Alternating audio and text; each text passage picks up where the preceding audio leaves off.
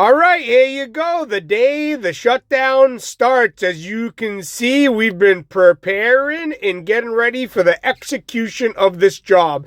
The whole plan is to replace these two panels with a triple tub system, 126 circuits.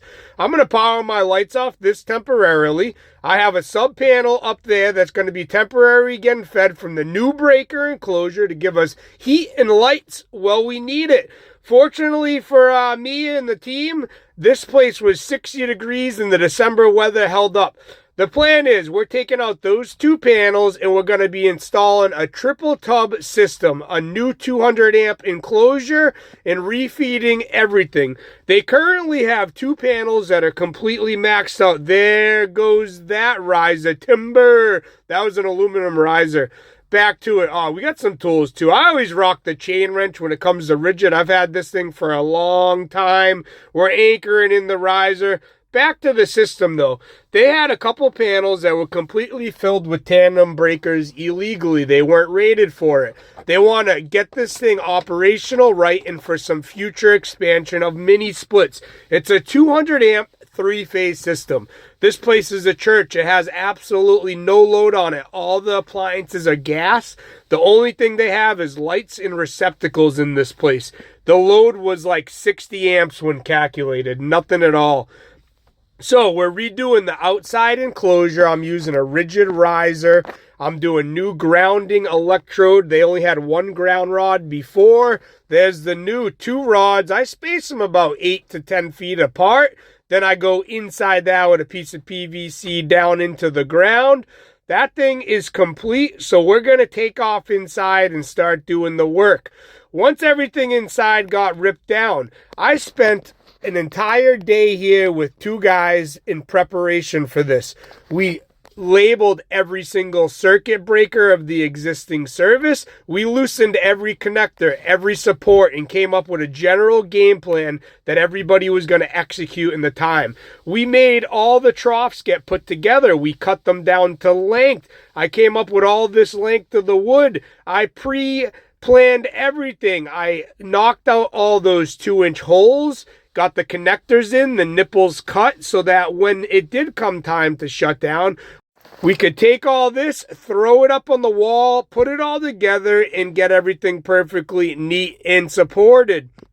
I got an interconnect up top that connects the two troughs. Like I said, this is now 126 circuits. This is a triple tub system with feed through lugs. There's a new time clock. I went with a surge protector on this system, even though it's not required.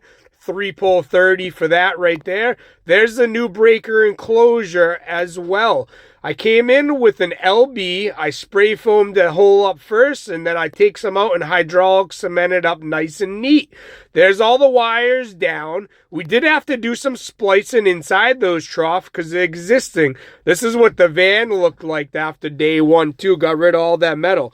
There was a lot of different colors. If you know anything about a church, everybody in the friends helped do work around the church. So this thing was abused over time. We got all the correct colors down from the trough. Some of them made the length, some didn't. I ground all my troughs too. I put a ground bar in each trough. I do a number 6 conductor down each nipple, and I interconnect. I put a 2-barrel lug even on the trough 90 to connect everything. I don't care if you think it's stupid. It's what I like to do. The one thing about troughs is you don't want to overfill them, and anything over 30 current carrying conductors needs to be day rated. One thing about Massachusetts is our derating rules are a lot more convenient than the national code itself. That's just the bond the water right there, GC50. This place had well water, a plastic pipe, so we're just bonding it. A lot of people are going to say, hey, low voltage wiring under 250 doesn't need bonding bushings.